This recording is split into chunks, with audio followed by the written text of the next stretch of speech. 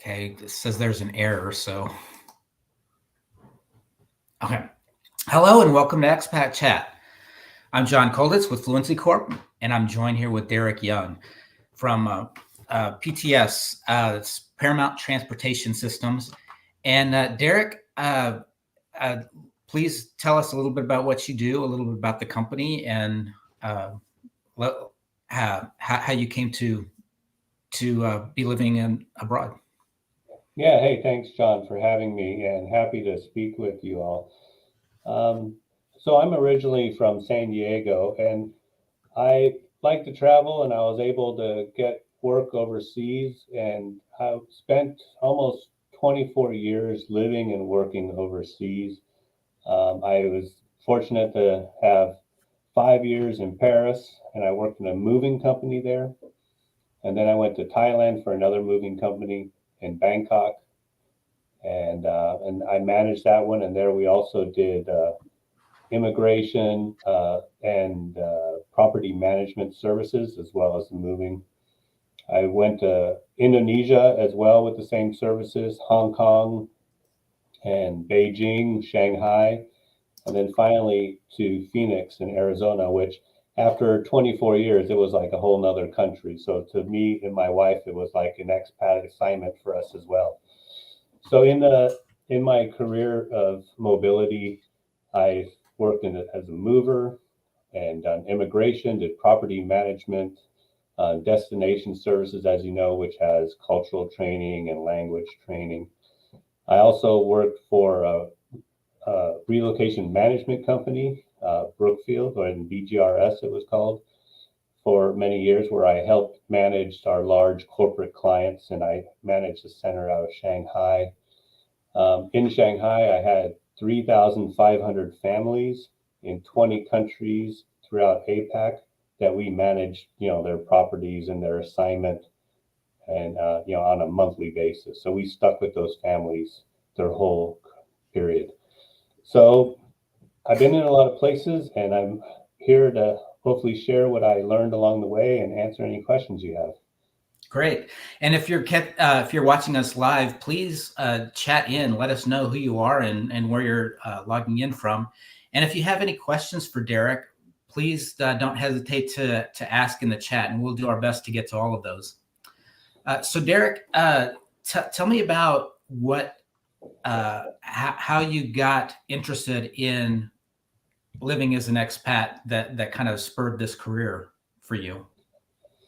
Yeah, good question. And I was one that took it upon myself to do it because I'm a travelaholic. And after high school, I started traveling regularly.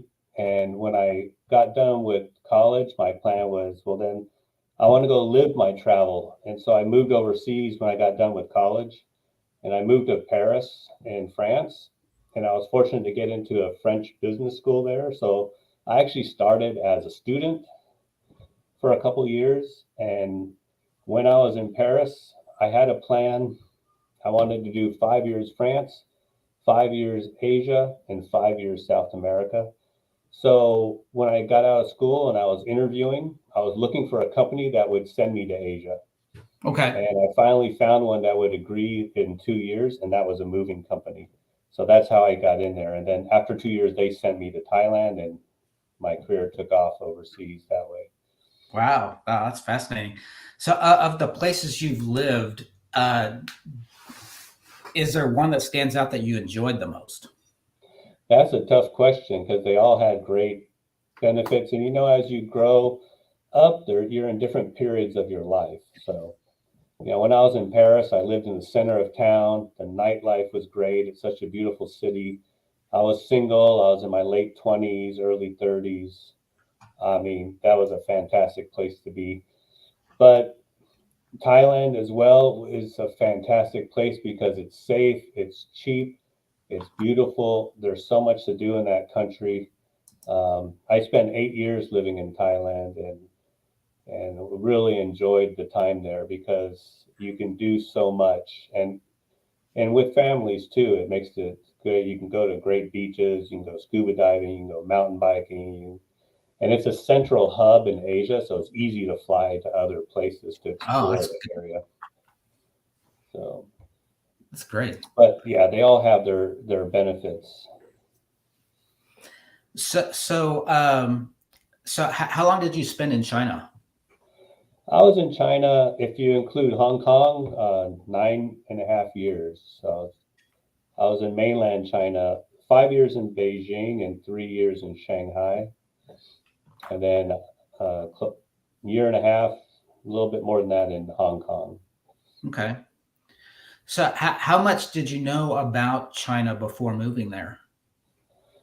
Well, when I first moved to Hong Kong, I didn't know anything about it. But while I was in Hong Kong, I met my wife who lived across the border in mainland. So I was fortunate that I had an insider's look into China because when I moved there, I had a Chinese wife from mainland China. But I will say that it's good to focus. China is one of the largest destinations, but it's also probably one of the most challenging for expatriates to live in. It's just a harder place to navigate, and the language is a little more restrictive, and so it is a different lifestyle to get used to because most people are living in the big cities, and their cities are huge, Yeah. so you have to learn how to navigate that. Okay. So so you met your wife while you were in Hong Kong, and then you moved with her to mainland China? We first, I got a new posting after we got married in Thailand. So we moved to Thailand for 5 years. So, we were both expatriates there. It was her first time abroad. And so it was a challenge for her to adapt as well. But what was really critical for moving, you know, for both of us moving to another culture was that we took the time to learn some about the culture and understand.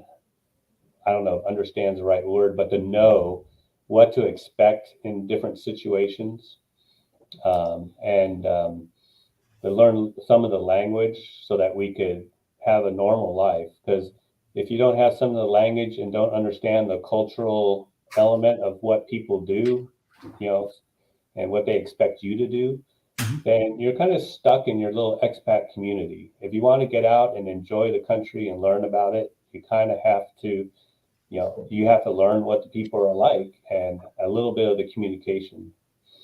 So we did that. And also for an expat, um, in a lot of locations, the community of expatriates is quite tight. So you can make a lot of friends who are already there. And that's your biggest resource on how to learn to adapt, and the do's and don'ts of your new location is through the local expatriate population.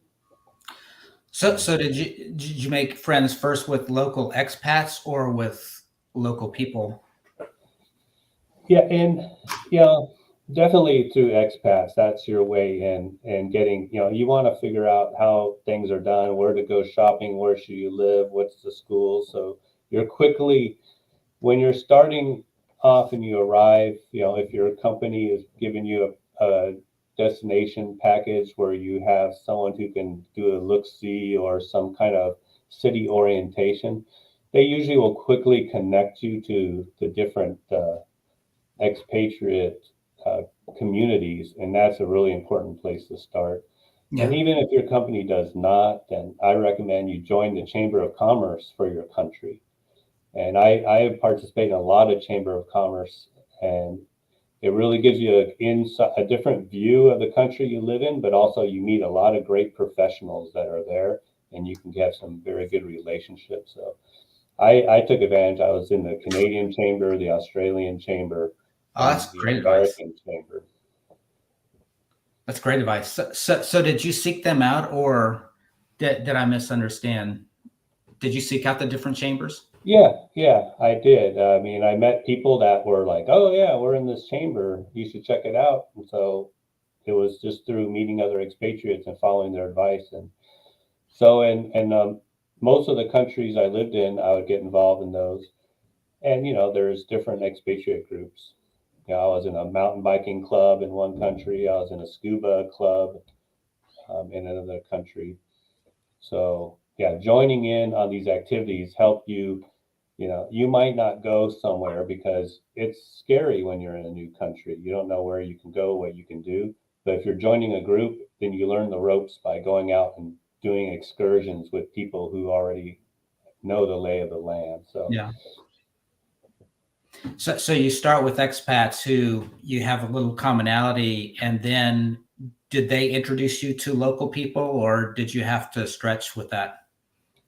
that question is very cultural one, depending on the country. Some countries, the locals are very closed, and like Thailand, and I think Japan is one that it's hard to get friends and mix with the locals. They're just not interested. But many other places like Indonesia and China, and definitely in Paris, those places you can you're going to go to the same restaurants and bars and activities in the evening as the locals. But in some places like Thailand, it's kind of like expatriates are over here and the locals are over there. They don't mix as much. Yeah. So did your company prepare you for that? Did they give you any prep for the culture or the language before you moved? Well, since I was a supplier at that time, we were providing the service. So I learned about it through that way because we were Okay. suppliers of the service. But I can highly recommend. I'll give my example for Thailand. Thailand is a very different culture. Most Westerners, you get there and Thai people, the way that they act in a certain situation or their solution to a problem is something you would never think of. And we have a hard time sometimes understanding how did they come to that solution to the problem? And we'll never know why because they have a different way of getting there. But what led to my success in Thailand is I did have a cultural book that was recommended to me that I read in detail and did the training that way. Okay. And it just told me what to expect and what not to do, what to do and how to do it. And I was fortunate because I was in a management position, so I had to win local staff over and have them have trust in me. And just that cultural training led it so after a few months, they were saying, wow, you understand Thai people very well. And over the first year, I was able to get everyone behind me, gain their trust, and get stuff done. Otherwise, if you don't, as a manager of a company, if you don't learn the culture and work with them, a lot of the a lot of the locals are like, well, he's only on a 3-year assignment, so let's just grunt through it and wait for him to go. And you might Yeah. not get anything done because they're going to still be there Mm. when you leave. So you need to be able to get them on your side quickly, or you'll get nothing done as a manager. So that's great. What is there something in particular or some items that you would share with HR people, people who are sending people into into new countries, specifically as managers? Um, well, definitely, if you're going to do a cultural training, uh, I would most people would recommend you start it beforehand. You want to have some before you get there. But also, if you have somebody within your organization at the destination, who can be a buddy with them to help them navigate the office correctly. I think that's really important because you don't want to show up and then start, like a bull in a china shop, not Yeah. realizing that you're making cultural gaffes. So it's better to have an experienced expat or local who can be a buddy and that you can confide in and say, hey, this is what I'm trying to do. Is this the right approach? I think that's really important at the beginning. Do you think that, do you find grace for cultural mishaps? So if you realize, oh, wow, that was disrespectful, how do you recover? Hmm. Yeah, that's a tough one. I mean, I guess it depends on how far you made the mistake. You know, Yeah. some are not recoverable, unfortunately. But I think, you know, it comes down to a sign of respect. You know, if Mhm. locals think that you respect their culture and you're trying, they'll give you a lot of leeway. It's like learning the language. You know, Mhm. in Paris, if you didn't try to speak French, no one would communicate with you. But if you tried to speak French and you said you spoke terribly, they would all switch because they want to practice English. And Yeah. they would then switch and try to speak English, and then your life was easy. But if you started with English, they won't talk to you at all because Yeah. it was a respect thing for them. So the same as with making mistakes in the office, right? Is, Yeah. you know, if they see you're trying and you didn't know and you learn from it, I think you can recover. What I've found that when I'm working in a new culture, that eating their food endears me to people. In a few different assignments, I've made friends fast simply because I was willing to eat what they eat. Did you find anything like that? That is a great point, and you have it. That is so true because when you go overseas, you're going to realize you really miss your food, and food is so important for people. I mean, I'm from San Diego, so my comfort food is Mexican, you know. So yeah, I'm like you find me searching around Beijing to try to find the best Mexican because I am feeling homesick. And you're right, people are very in love with their food, and if you like their food and make the effort to eat their food, that makes a huge way into their culture. I can only say that's a perfect one Yeah, yeah. if you want And, to connect. trying to find your local cuisine on the other side of the world is a good way to have a really bad experience. Yeah, I can't say I found great Mexican over there, but I did find a Mexican guy from LA who did a pretty good burrito in Beijing, but Okay. it was a hard one to find. Yeah. You're right. Yeah. um, so, Christian, I put this on the screen for a moment. Christian mentions that, preparing, is a great way to help someone settle in.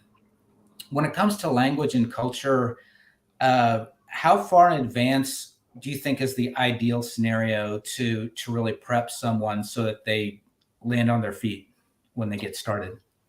Yeah, and I would say that's probably a regional thing. I mean, if you're going to South America, from what and I haven't lived and worked there, but from talking to colleagues and friends who have, I mean, knowing Spanish for the Spanish speaking countries is a lot more important than learning Mandarin in China or Thai in Thailand. So I think it's more important in South America, definitely in Europe as well, knowing the local language more fluently, or maybe not fluently, but having a good working knowledge is more important than if you're in Asia. And So I think the tell me more. reason Why why is would you? that, excuse me, So why that distinction?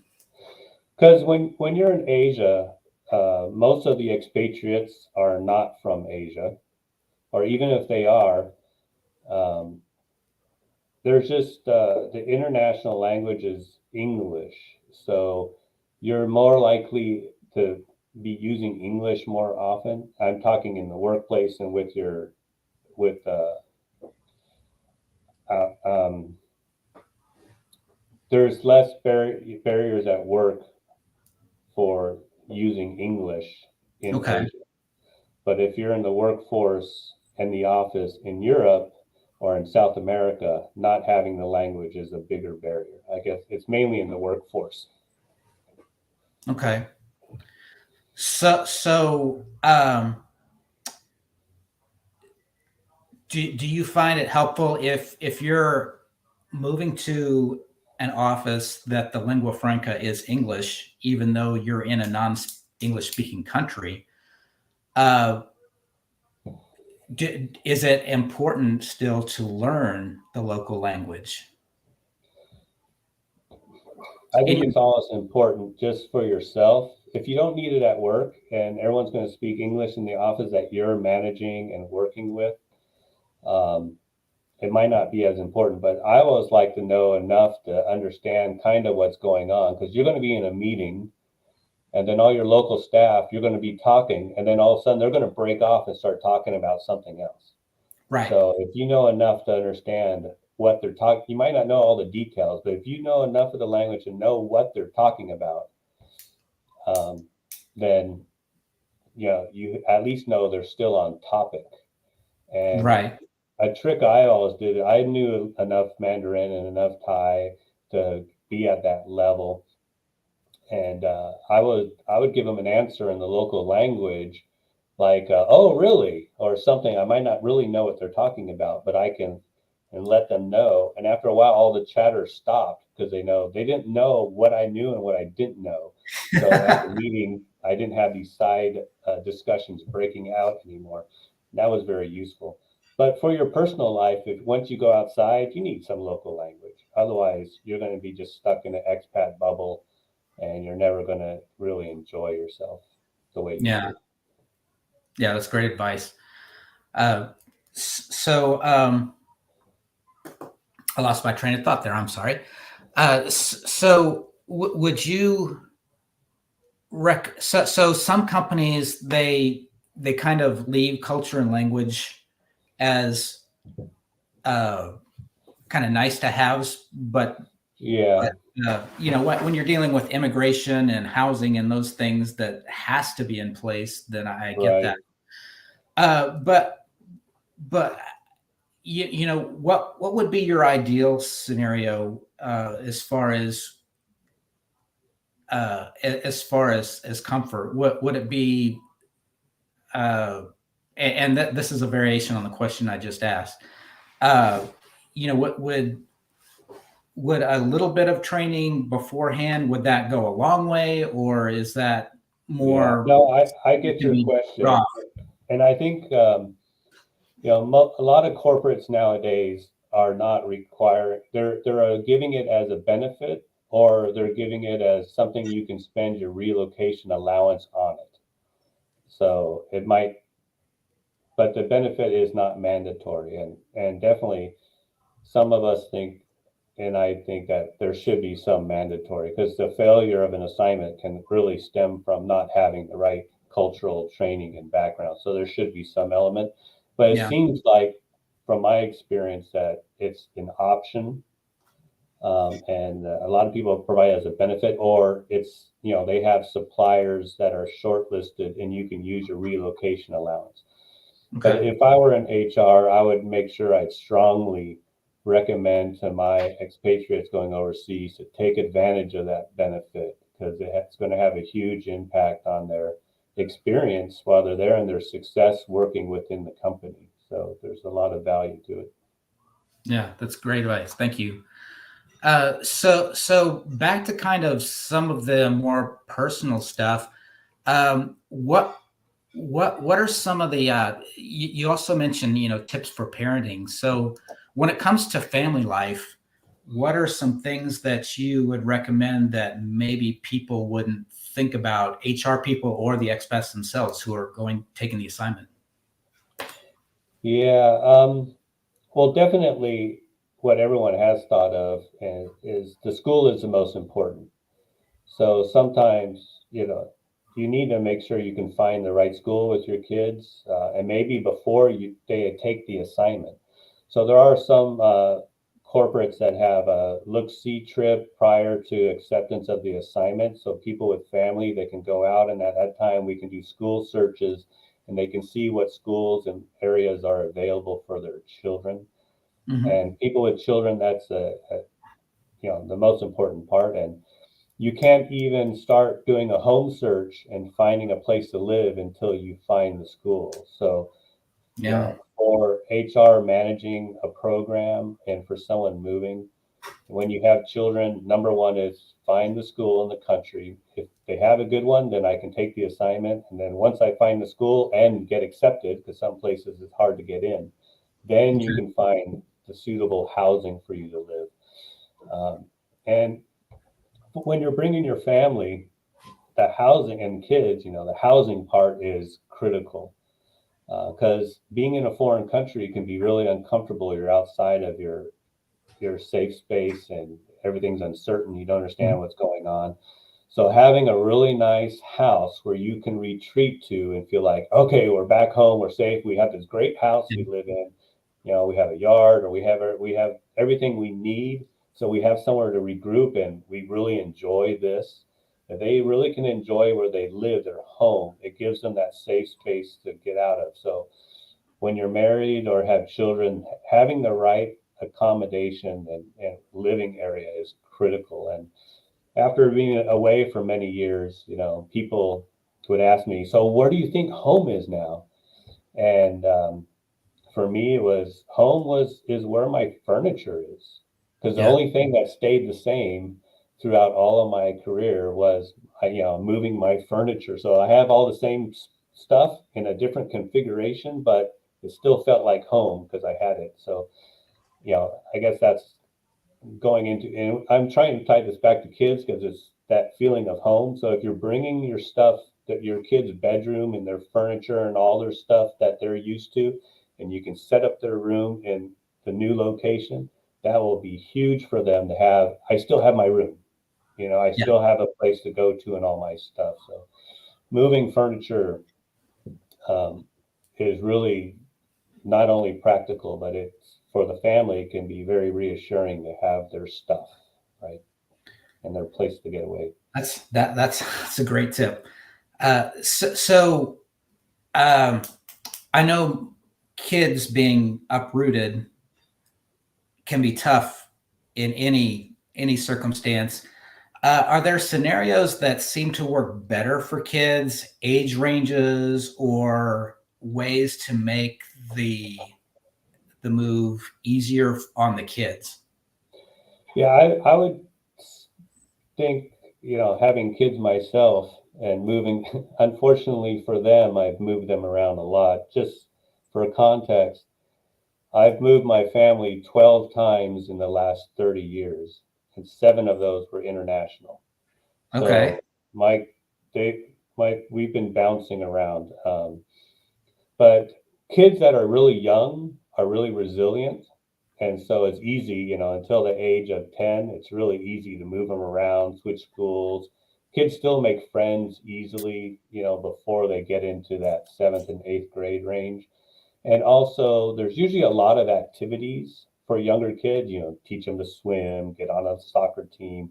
It's really easy to find activities. I think it's a little more challenging when you get to the, you know, high school age because, our rule of thumb for our family, we try not to move our kids during high school and let them go through that uninterrupted. So if you are going to get into the high school, I would think the best is have an assignment to last all the way through it.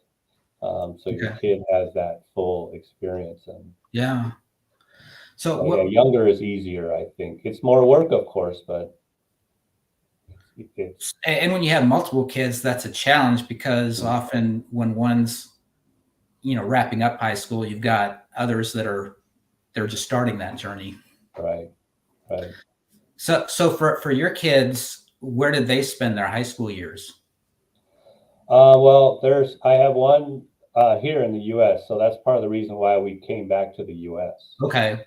I wanted to come back so they could have that schooling here. So I have a son who just finished last year, and I have another son starting next year, high school.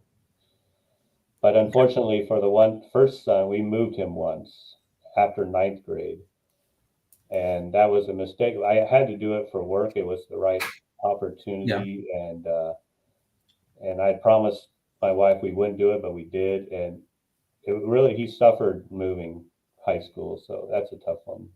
He lost a lot of friends that way. Yeah. Is it easier with modern social media to, especially if you're moving internationally, so they don't lose all those friends? Yeah, for sure, for sure. I mean, over time, younger kids, they go apart, and even you as an expat, you'll make all your expat friends, and then you'll ping each other, but after a while, it becomes less and less. And I have friends all over the world, but we only like chat once a year just to keep in Right. touch, right? But at least they're still there. Yeah. But all of my international friends, use WhatsApp.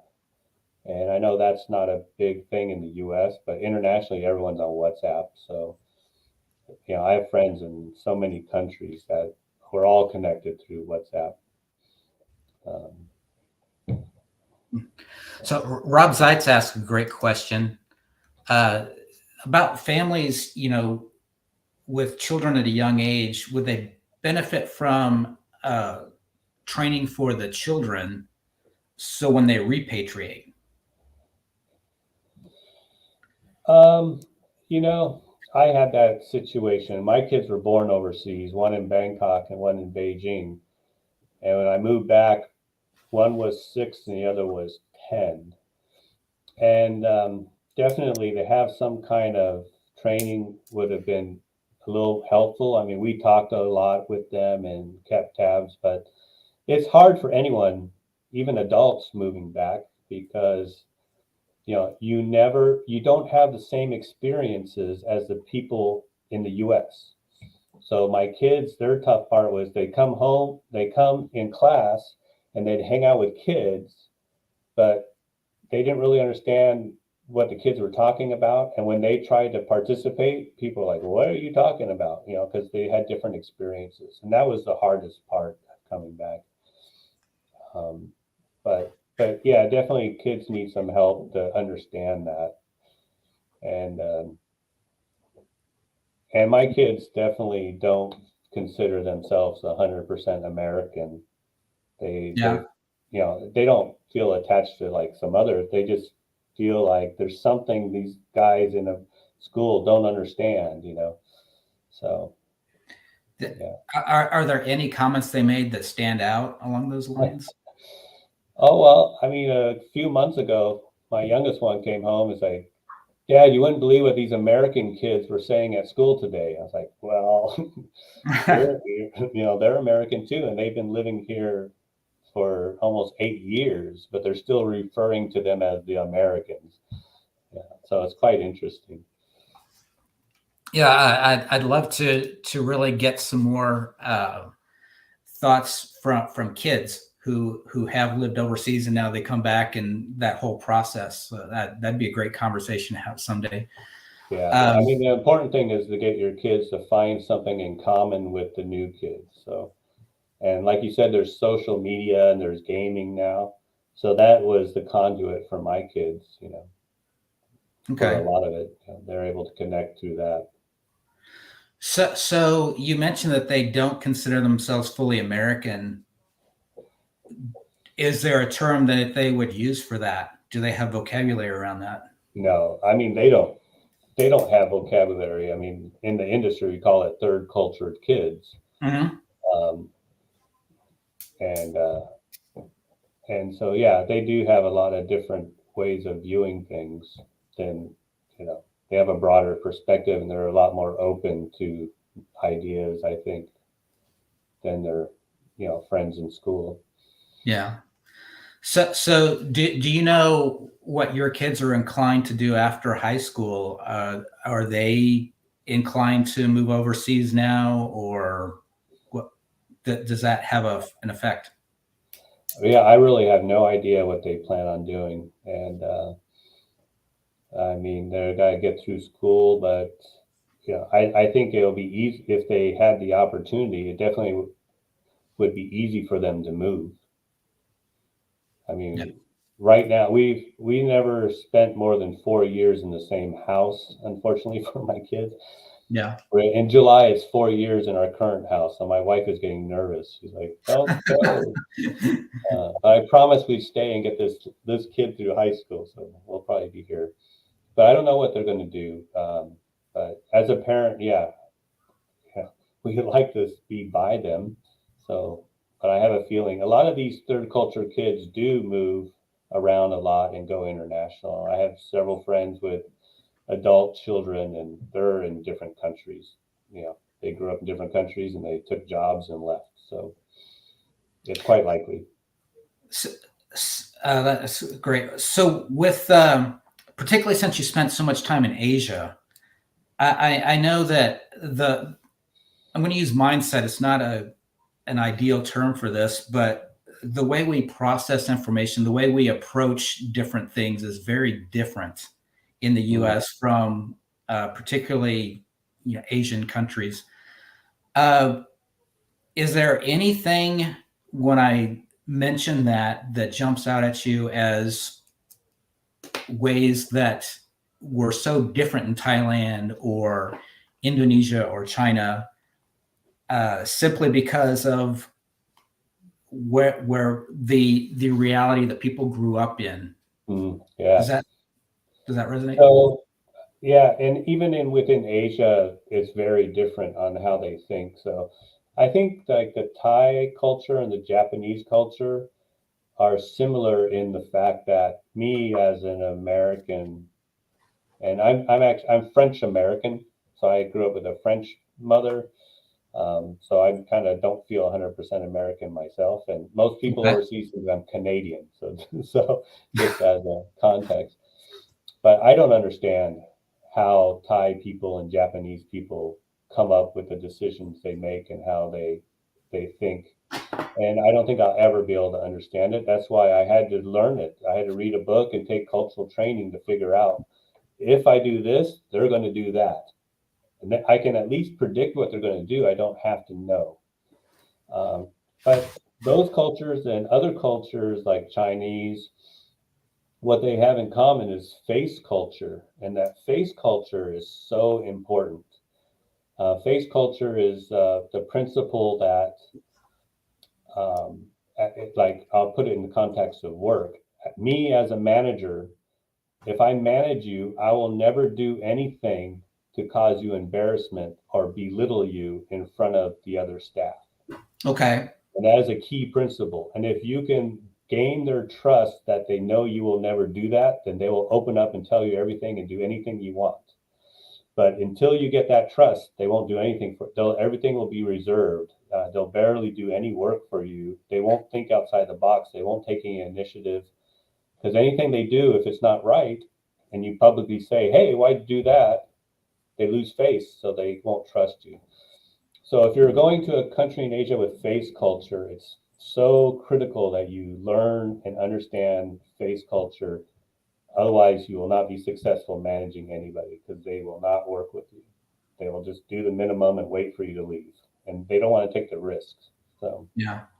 So is there anything that you would suggest on starting day one to really build that trust? um, yeah, I mean, one is don't make the mistake of saying anyone did anything wrong or forcing them into an uncomfortable situation in front of their peers. But the way to that I did it that was very successful is in having one-on-one meetings with people, and you can talk to them frankly one-on-one, and but you can't be too direct at the beginning until you get their trust.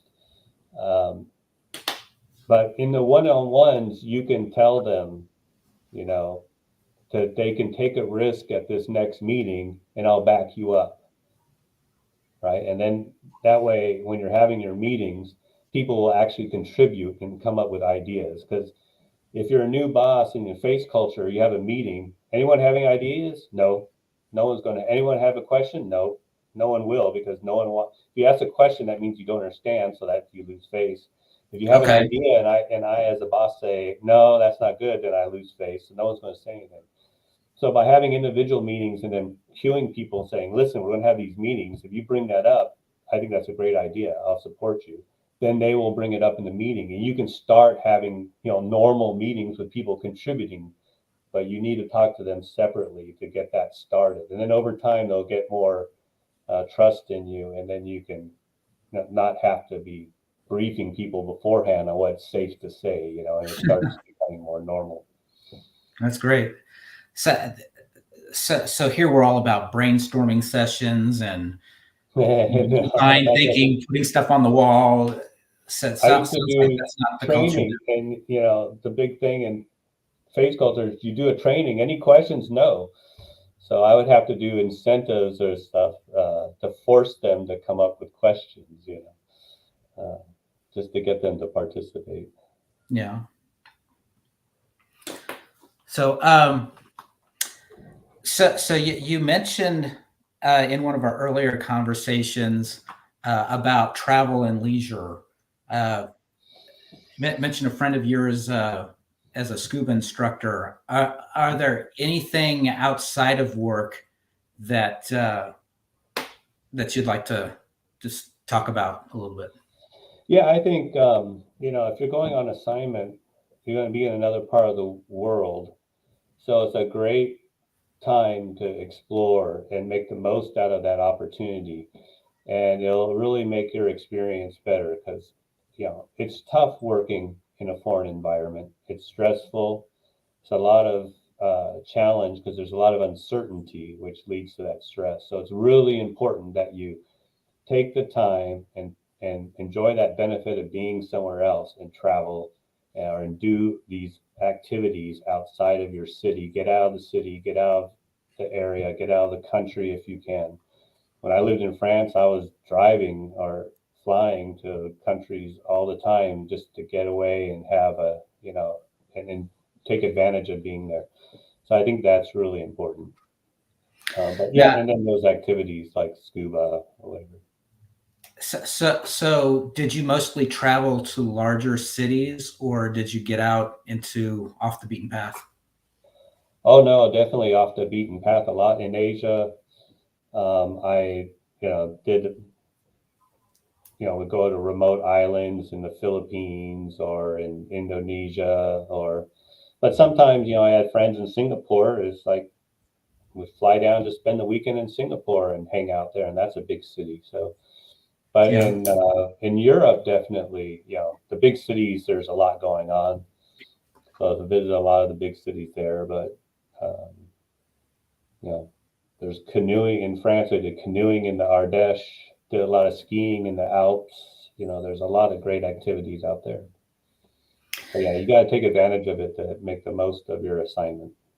Yeah, that's great. Great.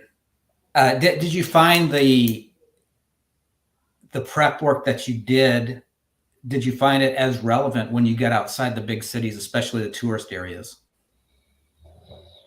Yeah, I mean, once you get out of the big city, no one speaks English quite often, and 20 years ago when I first moved to Thailand, I did two postings. My first posting, even in Bangkok, nobody spoke English, at that time. So definitely when you get out of the big cities, you need to have some basic skills. Yeah. And you don't need to be completely fluent, but I think and your training probably has something like it. There's maybe 500 words that can make you have a decent conversation and navigate. Knowing the times, saying before and after, if, then, or, but, and having a lot of the logical connectors and the main verbs, and then a handful of nouns that you need, and you just put those together one way. Even if it's wrong, they'll know what you're talking about. So I always laugh when I'm in Europe and I get tired. I'll realize that I said a sentence and there were words from three different languages of that sentence, and somehow, and I've also had experiences where I tried to communicate with someone and it just fell completely apart at the same time. yeah, yeah, no. But that's part of the fun, I guess, is getting out there. And I learned that, if you can't communicate, you can always eat by pointing. Yeah, and hope you know what you're pointing at. Yeah. Well, funny story, when I was dating my wife and she was Chinese, and so we went out to a Chinese dim sum in Hong Kong. It's local. I ate local all the time because I just love food and I love the local food. And the menu's all in Chinese, and it's just a tick box. So you just tick all the boxes of what you want. So we're on a date and I get the thing and I tick a bunch of boxes, and she's like, I was so impressed when we went out. Like, he actually knows what he's ordering. He ticked all the boxes. And I have confessed to her years later, it's like, I had no clue. I just always choose at random because I have no idea. Well, knowing how much you're going to get is another thing. When one of the first times we were working in France, our host took us to a Chinese restaurant, and it was one of the buffets. And in America, we try a little of this, and then we decide what we want to eat, and then we go get that. Well, in France, we found out after the fact that they were going to get charged for everything we left on our plates. So that was a lesson learned hard in retrospect. Yeah. Any of those stories? No, but I do. You mentioned my friend who's a scuba instructor, and that's an interesting one because it kind of highlights the importance of language and knowing the culture, but it's a kind of a funny story at the same time. So he had learned Thai and spoke fairly well because he decided to live there, and he was teaching scuba. He lived in Bangkok and had to drive a couple hours every weekend to get to the dive site with his students. And so every day on the weekend when he was driving down there in Thailand, and this again is a while back, so things have changed, I'm sure, in Thailand, but if you're speeding or if you're a white face, sometimes the police just stop you and you have to pay a fine. Okay. And so he had this one stretch of road every Saturday when he went down there, he got pulled over and he had to pay the police $5 every weekend. $5, five for whatever, speeding or not speeding, just because you're not Thai. And but then one day he comes by and they pull him over and he realized he didn't have any money because he had just bought breakfast. But he did the right thing in Thai way. He was polite, he smiled, he apologized, and then he found an alternative solution. Because in Thailand, the culture is all about compromise. Okay. You don't have, if someone, and you'll see it, you go to a restaurant, you order a Coke, they bring you a Pepsi. Say, I ordered a Coke. Oh, but we don't have Coke. Instead of asking you, do you want a Pepsi instead? They'll give you a Pepsi because that's the fair compromise. I did my best and I gave you the best we had to meet your demand. And so he's sitting there. I have no money. I need to pay this guy. He's like, oh, pulls over, grabs his breakfast, and he goes to the policeman. Big Mac, because he just gone to McDonald's. So he, instead of paying the ticket, he gave the policeman a Big Mac, and they were very happy. And they let him go. And he said, and after that, they never stopped him again. They would just wave to him as he drove by. Really? And the reason why is because he found a Thai solution to the problem, and they really appreciated it. And he apologized. He spoke some Thai to them. He found a Thai solution to the problem. And so they said, you know what, this guy's good to go. We'll never stop him again.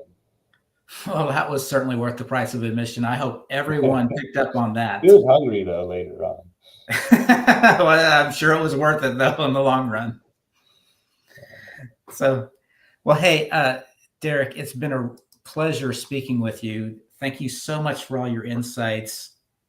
Is there anything that before we go that you would like to share, particularly about new things you're doing at Paramount Transportation, or anything else that you would like to leave us with?